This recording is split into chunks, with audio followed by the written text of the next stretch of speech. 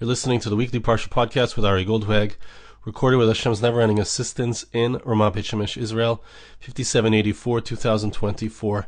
This week's Parsha is Parsha Sisa, and as we've been speaking about for the last few weeks, we continue in our Parsha to speak about the construction of the Mishkan, the different parts of the Mishkan, the different aspects of the Mishkan, and the Psukim tell us, and this is in chapter 31, verse 1. Vaydaber Hashem al Moshe lemor. Hashem speaks to Moses and he says, Re'ei karasi b'shem Betzalel ben Uri ben Hur l'matei Yehuda. I want you to see, says Hashem, that I have called in the name of Betzalel, the son of Uri, the son of Hur, to the tribe of Yehuda.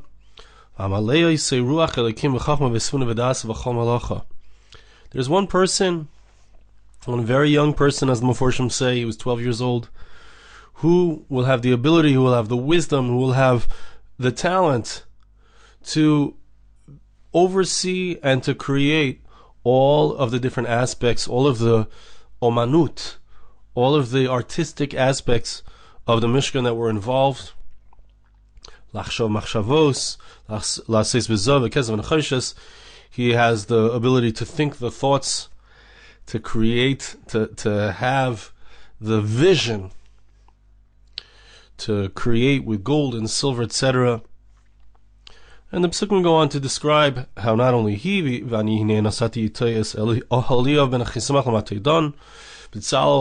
was from the tribe of Yehuda, Oholiav was from the tribe of Dan.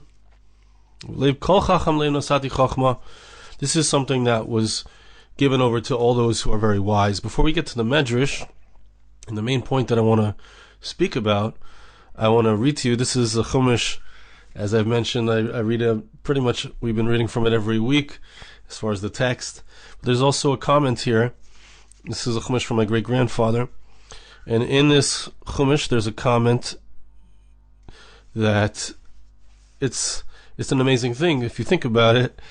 Hashem, and as we'll see, there was I call out. See, I want you to see that I'm calling in the name of Betzalel. What is the idea of this language? So there's an idea that the name of Betzalel was written in a book from the times of Adam HaRishon, the times of the first person, the first human being.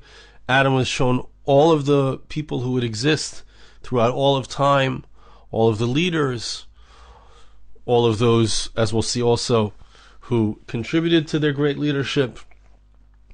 And, it wasn't really natural that the Jewish people would have somebody who was so talented, who would have such an incredible ability without even being trained, to be able to create all of the incredible, beautiful aspects of the Mishkan, the dynamic and beautiful artistic aspects of the Mishkan. But it was somebody, HaKadosh Baruch Hu had chosen this particular person, this soul, and those who helped him clearly, and had placed it in this time exactly for the express purpose of creating the Mishkan, which would be necessary. Everybody, every one of us, it's a beautiful thing. Miraculously, every single one of us. The Jewish people are a slave nation. They don't have the ability. They didn't study. They didn't have... Doesn't matter. Every single one of us has a talent, has a place. We're written in that book. And it's good to know. It's important to know. That's just a little introductory comment. But I'd like to share with you now the Medrash. Medrash says like this. Davar acher, rei karasi b'shem. The Medrash tells us that there are 7 people. There are 7 people who have multiple names. Right? We saw in the Pasuk that he has, what's his name? His name is Betzalel, ben Uri, ben Hur, the son of Uri, the son of Hur. And often, when a person has names, it's also true of, as we'll see, Mordechai HaTzadik, Mordechai HaYehudi, Mordechai ben Shimi, ben Yair, ben Kish. Often the names of a person, they're the son of somebody, and their father's name, or their grandfather's name, or their great-grandfather's name has a certain connotation which manifests within the person himself. It's a very beautiful idea. Person has many names. Person has many names, and each of those names are a descriptive.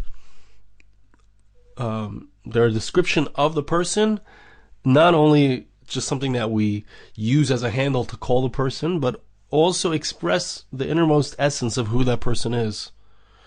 And also denote, as we'll see, the fact that there are many factors, there are many contributors to the essence of who this person is. Medrash says 7 people that we find have multiple names. Yesh Nikru Arba Ze Eliyahu, Elijah the prophet, who we're going to see more about. Eliyahu Hanavi had 4 names. Betzalel Vav. Betzalel has 6 names. Yoshua Vav. Moshe Zayin. Joshua had 6 names. Moses had 7 names. Mordechai, different girsais here, exactly how many he had. According to one girsa, it's 8. He had 8 names. Mordechai, Daniel, Hey, Hanan, Mishael, Azariah, Dalid. Different prophets some had more names. So it goes through 7 different instances where we see that there are multiple names. We're not going to get into every single one of them clearly. We're going to talk for a bit about Eliyahu, and we're going to talk for a bit about Betzalel. But the amazing thing is, as we said, a person's name is the essence of who he is. So when you have a name, it indicates that there's more to this person, and it indicates that there's a tremendous background behind this person. What do I mean? So I'm going to share with you a Gemara in Megillah. The Gemara is on Daf Tes Vav. The Gemara says like this on the top of Daf Tes Vav: Kol makam sheshmoi v'shem aviv b'nevius b'yadua shehu navi ben navi. When you have a person mentioned in Tanakh, and you have his name mentioned and the name of the father mentioned, and it says about him that he is a navi. So if it mentions his father, by mentioning the father, it's telling us something more, and that is that not only is this person a navi, but his father was also a navi. His father was also a prophet. Shemai v'lo shem aviv. If it says a person's name, but it does not mention his father's name, bi'adua shu navi v'lo ben navi. So we know that he was a prophet, but his father was not. Shemai v'shem iroi meforash. The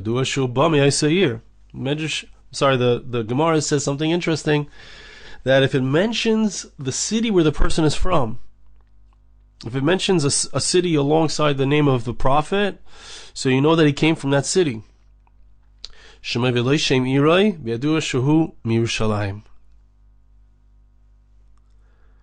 If it doesn't say which city he's from, we know he's from Jerusalem. Okay, it's interesting. We got to understand exactly what this is trying to teach us. And then one more thing it says, which I'm not going to read on the side, is that if it tells us about a person and it says his father's name, so we know that they're connected in what way. If it explicitly talks about tzidkus, if it speaks about righteousness, we know that he and his father were righteous. If it speaks about this person in a negative way and it mentions his father, so we know that he and his father were wicked. Okay, so what's the idea here? And we're going to see that it's also connected to us, it's connected to Betzalel, it's connected to Eliyahu Hanavi, Elijah the prophet. But we talk about the person, we talk about his location, we talk about the person, we talk about his father. And we talk about it as a name that describes him. What is the teaching here? The teaching is powerful. It means that if he's righteous, his father's righteous. If he's a prophet, his father's a prophet. It means that who I am is very much a product of those who came before me. This is something that we got to think about, because sometimes we do differently. We've gone on our own path, a different path perhaps than our parents, but sometimes we're following in their paths, and we need to know that very much who we are is a result of who our parents are, who our parents brought us up to be.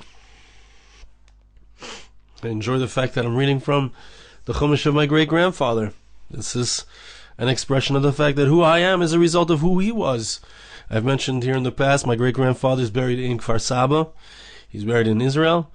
my great-grandfather Yosef Yitzchak, my great-grandmother Rachel, and it's the fact that I'm in Eretz Yisrael, I live in the land of Israel, is very much because it was their she'ifa, their desire to be here. My grandparents lived here, they went to America, my parents came here, they left, they went back to America, my parents returned. I'm living here, I have two sisters here.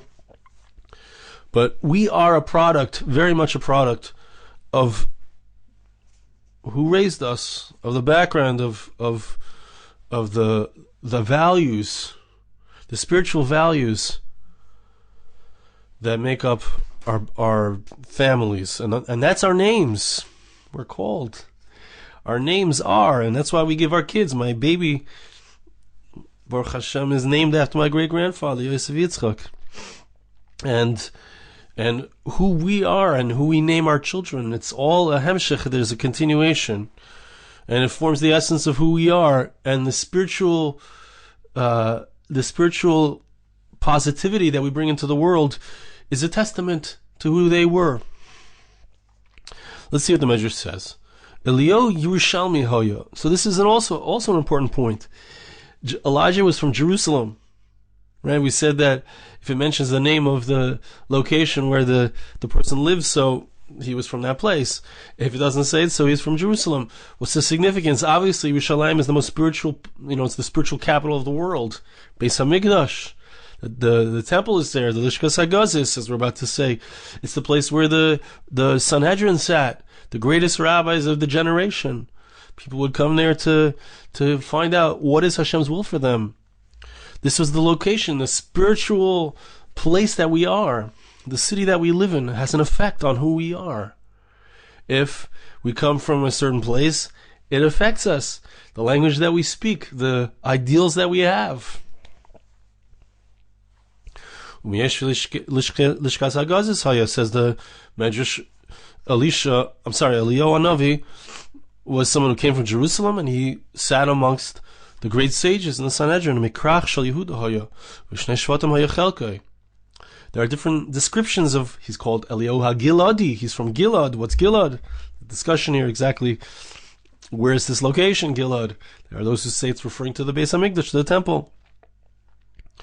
He lived in different places, he came from two different Shvatim, different tribes of the Jewish people, but he has four names indicating that there are four aspects of who he was, four aspects of his background, the city that he lived in, the place that he found himself located. All of these things created the man, Eliyahu Hanavi, Elijah the prophet. And who are these people? If you look at the list, these are great people who are transition people. Right? Let's see, who are we talking about? Eliyahu Hanavi is the one who we know is going to be Mavasir the Geula. He's going to announce the ultimate redemption. He's going to return. He's going to tell us about what's going to happen. He's going to say, Mashiach is arriving. Beis HaMikdash is about to be built. Betzalel is the one who's actually building the Mishkan. Interestingly, the Meforshim ask, why don't we talk about Shlomo HaMelech, King Solomon? He should have been mentioned here.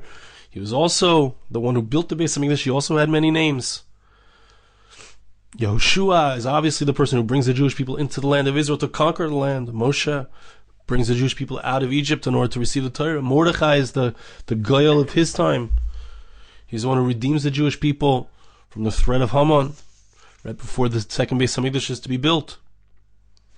Each of these represents a person of this stature and caliber, but it's important to understand, who are these people? Who are the great people of Israel, the leaders of the people of Israel? They are a product of Israel. They are a product of their surroundings, of their glorious past, and they're a product of their present, the cities where they grew up, the surroundings that they found themselves in. It's very easy to read stories about the Jewish people, hear the stories about the great ones who led each generation, and think, hey, well, what happened to everybody else? What about the hundreds of thousands of Amcha, of regular people, right? But it's important to understand that the Amcha were part of. They were led by these leaders, but the leaders were also formed by the people. They came out of the people. They were the result of, and a combination of the places that they lived and the backgrounds that they had. Chamisha b'Binyamin shenemer v'tzela ha'elef vayevusi hu Yerushalayim. Shlosh b'Yehuda shenemer tzina v'chadasha u'migdal God. Okay, not so clear exactly what this is speaking about, but it's speaking about the fact that he came from the place, the location of Yerushalayim. Eliyahu Hanavi came from Jerusalem, which was in the Chelik of Binyamin, which is in the portion of Benjamin. Right? We know Jerusalem is that place. Also Mordechai is from Binyamin, and he's also from Yehuda. He's right. It's interesting. The person who has to do with Geula, who has to do with redemption, is someone who lives. Eliyahu lives at the junction in Jerusalem, which is the junction between Yehuda and Binyamin, Judah and Benjamin, which are two messianic characters. Something I can't get into right now, but that's who Mordechai is. Talking about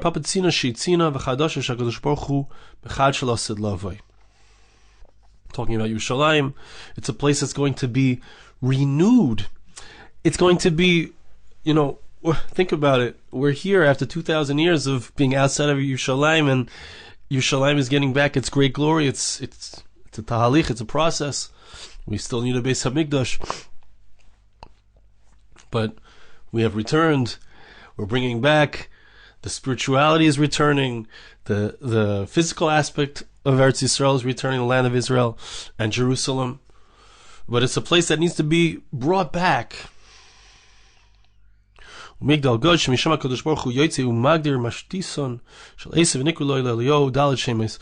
is the place. It's first describing Yerushalayim, which was the place that Eliyahu lived, and it's saying that it was a place of protection. It's a place where HaKadosh Baruch Hu brings down the destruction of Esav, of the forces of evil. It's a place where they all gather and they want to, I'm saying, just look at what's going on right now. Talk the evil talk. The Muslims who doesn't even mention Jerusalem in the Quran, but still they claim Yerushalayim, they claim Jerusalem. Some of them do, some of them don't. Whole conversation for another time. But the nations of the world are all saying, hey, we're going to acknowledge a Palestinian state, Jerusalem as its capital, etc. All these kinds of...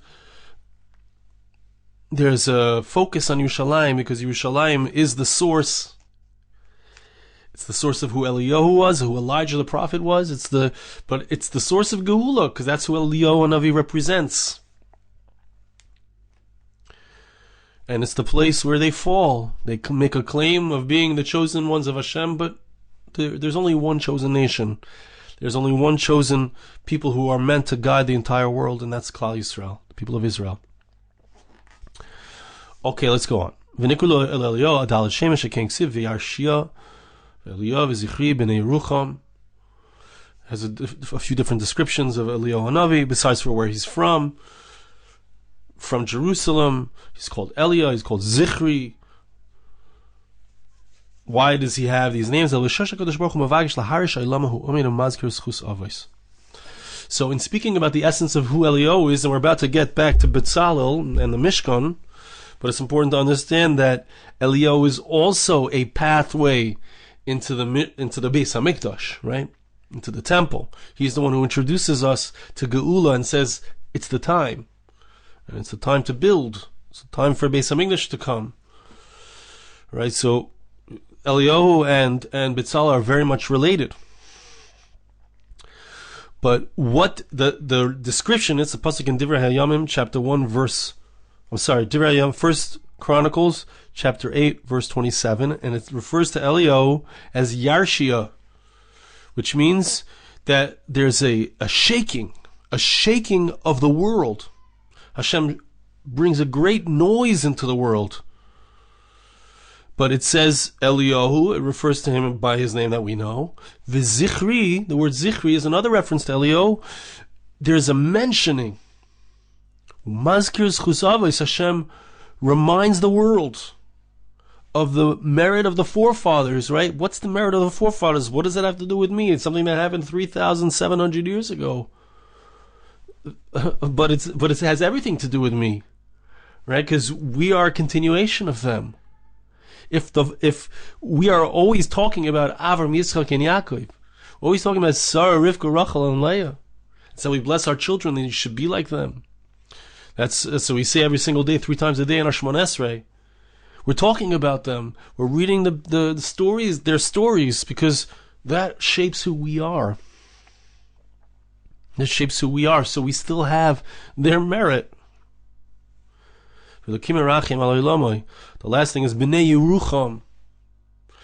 Eliyahu is referred to as the children of Yerucham. The word Yerucham means that Hashem has mercy on us. He has mercy on the world. Right? It's a time of din before Mashiach comes, which is the time we're in now. It's a time of judgment on the world. But it's also a time of rachamim. Hashem wants the world to continue. He wants Beis HaMikdash. He wants the entire world to serve Him.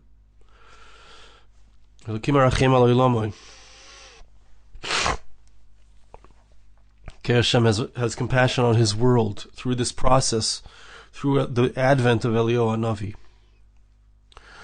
Betzalel nikru uloi sheish shemes v'at miachsei. Betzalel has 6 names. Betzalel has 6 aspects of who he is, where he comes from, what is the essence, what does it take to be somebody who creates a Mishkan, who forms a tabernacle, a place where the Jewish people will connect to Hashem. What are the aspects of his personality? What are the aspects of all that went into creating this person? There are 6 of them. V'at miachsei. So we have Ezichus, Uba Mishita Shel Yehuda. He comes from the tribe of Judah. Shneimar b'nei Yehuda, Peretz v'chetzim v'chaim v'chur v'shavel v'ra'aya v'gomer. He comes from Judah. Ein chetzon ela ben b'nei Shel Yehuda. It refers to the grandson of Yehuda, which is Chetzron. Yehuda, right? Understand who is Yehuda? Yehuda is the one who's the great grandfather of Mashiach, of course. He's the aspect of Haidah, of thanks to God, of admission to God. His grandson is Chetzron.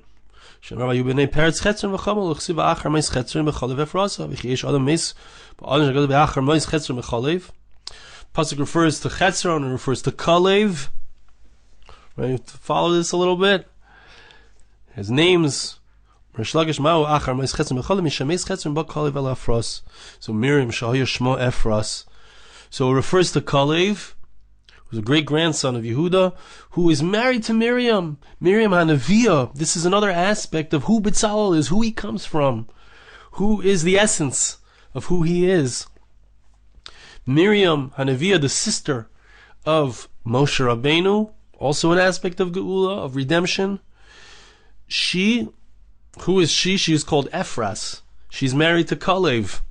She's called Ephras. What's the language of Ephras? Lashon of Peru Uravu.